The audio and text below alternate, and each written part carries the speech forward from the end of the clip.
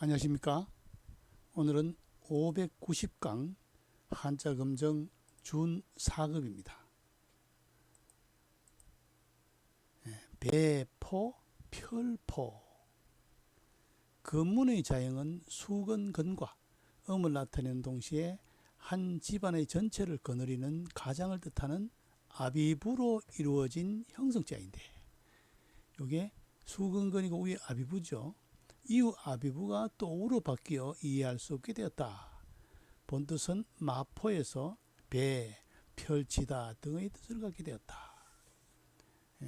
여기 수건근 부수기 때문에 수건과 관련되겠죠. 그래서 원래는 아비부와 결합된 건데 이게 또 오로 바뀌었다. 여기 요 모양이 또 오로 쓰여 있는 게 뭐가 있습니까?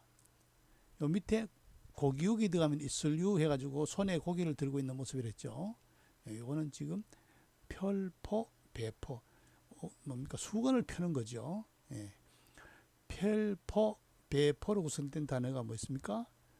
분포, 포교, 그 다음에 포고, 포목점 할 때 포목, 그 다음에 개포일락, 개포가 한번 허락을 했다 하는 거죠. 개포일락.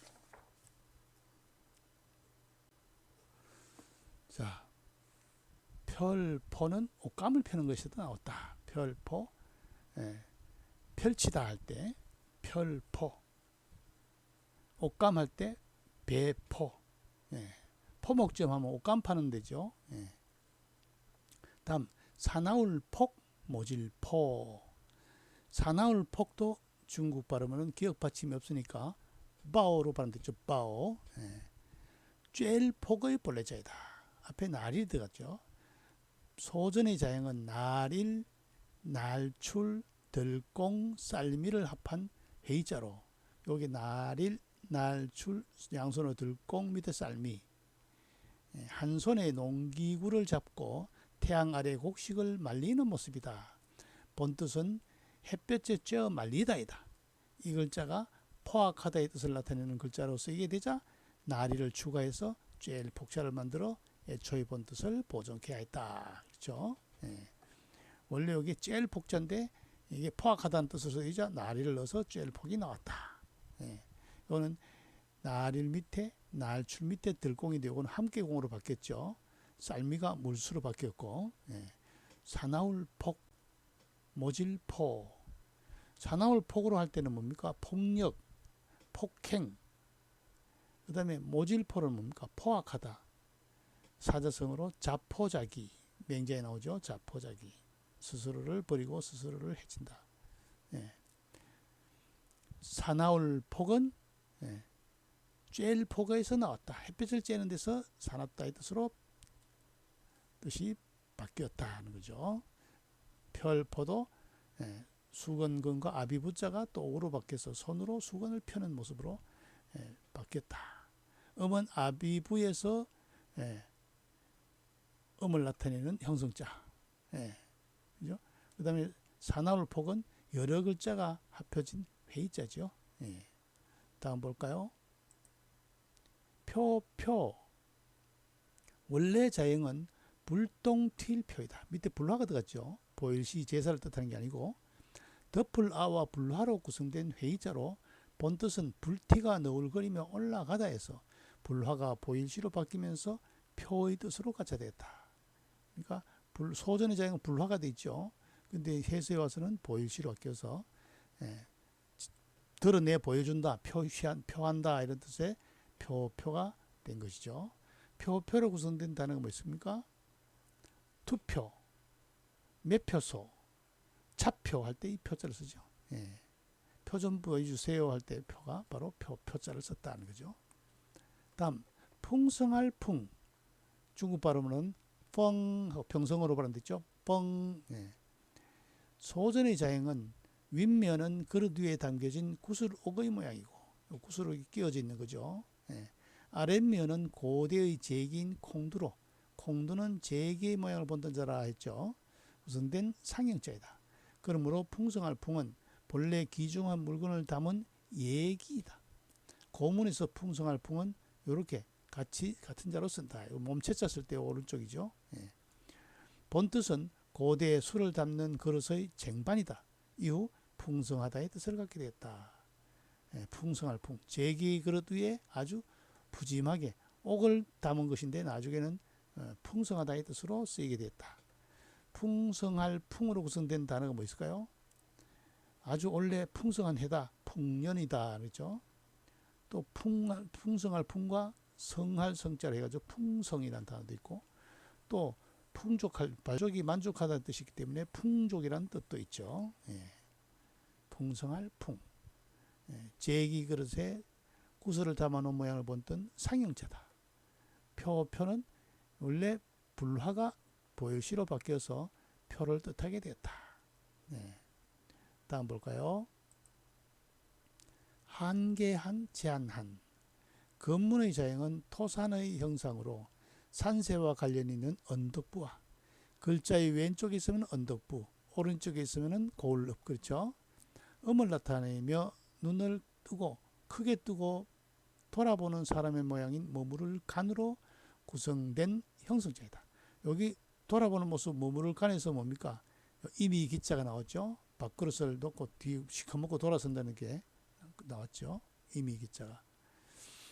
또 머무를 간은 뭡니까? 주역에서 간산, 산깨가 이 간깨죠.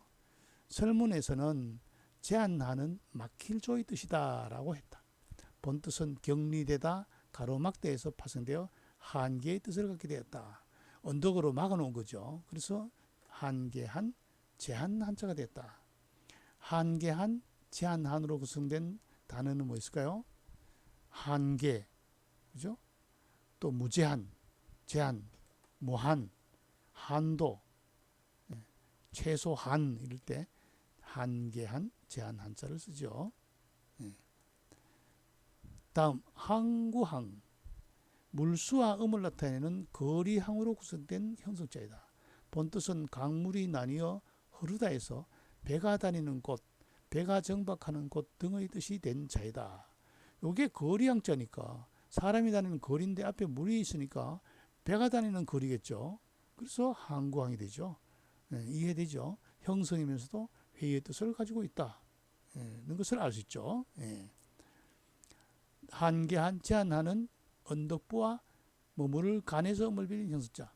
앞에 언덕으로 딱 막혀 있다. 그래서 한계한 제한한이 됐다. 항구항은 물수와 거리항에서 물이 다니는 거리니까 항구항이 됐다. 항구항으로 구성된 단어 뭐 있어요? 항구가 있을 것이고 항만 있고 그렇죠. 다음 볼까요? 배항. 배주와 음을 나타내는 높을 항, 목항, 강직할 항으로 구성된 형성자야. 본뜻은 방주, 나란히 맨 두 척의 배로 작은 배나 보트를 뜻한 자이다. 이후 비행기의 뜻으로 파생되었다. 이게 배항인데 배가 하늘로 날 수는 없잖아요. 근데 배가 하늘로 난 것은 항공할 때 빌공이 들어가면은 이게 비행기고 항해할 때 바다를 가면은 배가 되는 거 그렇죠. 뒷글자에 따라서 배가 되기도 하고 비행기가 되기도 하는 글자가 배항입니다. 배항으로 구성된 단어가 뭐 있을까요? 앞에 얘기했듯이 항해, 항공기 할 때 이 배항자를 쓴다. 다음 풀해, 지혜를 발음됐죠. 갑골문과 건문의 자형은 소우, 뿔각과 양손으로 구성되어 손으로 솥불을 절개함을 표시했다. 손으로 솥불을 자르는 거다 말이죠. 소전에 와서 손의 모양이 칼도로 변하고 소우 뿔각으로 구성된 회의자가 되었다. 본뜻은 솥불을 분해하다인데 이후 두루 해부하다, 해결하다의 뜻으로 파생되었다. 분해하니까 어떤 짐승 같은 경우는 해부한다는 뜻이 되고 또 뭡니까? 어려운 문제를 풀어내니까 해결하다의 뜻도 되죠. 그러니까 그 유사의 의미를 가지고 있는 거죠. 풀해로 구성된 단어가 뭐 있을까요? 생각을 풀어준다, 이해한다, 해방되었다, 해결했다, 뭐 해설했다, 그죠? 또 그러니까 해부한다 할 때도 쓰이죠. 또 사자성어로 결자해지, 묶은 사람이 그것을 해결해라. 예, 근데 해결하다의 뜻으로도 쓰이죠. 예. 풀해는 뿔각 칼도 소우로 소뿔을 분리하는 모습에서 나왔다. 풀해. 재밌는 자는 풀해 밑에 풀해 앞에 마음심을 하면은 뭐요? 마음이 풀렸으니까 게으를 해자죠. 재밌는 자죠. 게으를 해. 예. 풀해로 구성된 단어는 앞에 이해, 해방, 해결, 해설, 결자, 해지 등의 글자가 있다. 그죠? 배항은 배주와 높을 항에서 음을 빌린 형성자. 배가 하늘로 날 때는 비행기의 뜻으로 바뀐다. 풀해는 칼로 소의 뿔을 분해하는 모습에서 푼다의 뜻이 됐다. 그래서 풀해, 또 짐승을 해부한다, 몸을 해부한다, 또 어려운 문제를 해결한다, 이런 뜻으로 쓰이게 되었다는 거죠. 예. 자, 오늘 수업 다시 볼까요? 뭡니까? 수건근과 아비부에서 또오로 바뀌었다. 손으로 수건을 펴는 모습, 펼포, 또 옷감이라서 배포죠. 배. 예. 그다음에 요거는 원래 나릴이 들어가는 태양 아래에서 뭡니까? 곡식을 말리는 모습이죠. 그런데다가 이게 사납다의 뜻으로 쓰이자 다시 나릴이 들어가서 쬐일폭자가 나오게 된 글자죠. 사나울폭, 모질포 두 가지로 쓰이죠. 다음은 요 밑에가 보일시가 아니고 불화였죠. 본뜻은 불티가 막 올라가는 모습인데 이게 보일시로 바뀌면서 표를 뜻하게 됐다. 표. 다음은 제기그릇 위에 그릇 안에다가 구슬을 담아놓은 모습. 풍성하다 이 뜻이 돼서 풍성할 풍자의 상형자죠. 다음은 언덕을 뜻하는 언덕부와 딱 머물고 고개를 돌리고 있는 모습인 머무를 간. 머무를 간에서 갈 수가 없는 거죠. 언덕에. 그래서 제한한 한계 한자가 됐죠. 형성이면서도 회의 뜻을 가지고 있죠. 머무를 간이 제한한으로 되는 것은 뭡니까? 기역과 히읗 발음이 통한다. 그렇죠? 그 다음 물수와 거리항에서 음을 빌린 형성자. 물이 다니는 거리니까 항구항이 되었죠. 그 다음에 배주와 높을 항에서 음을 빌린 형성자. 이거는 배가 큰 배죠. 깃대가 높으니까 돛이 올라갔으니까. 그래서 이 배를 뜻한다. 배항인데 큰 배항이죠. 구체적으로 따지면은. 근데 배가 하늘로 날다 할 때는 항공할 때는 뒤에 빌공이 들어가면은 비행기 항자가 된다 하는 거죠. 이건 재밌는 것은 영어에서도 보면은 영어에서 배는 ship이죠. 그런데 우주선은 뭡니까? 스페이스 ship이죠. 우주선은 뭡니까? 그것도 마찬가지 배가 하늘로 나는 걸로 된 거죠. 영어나 한자나 원리가 비슷하다는 것을 알 수 있는 글자입니다.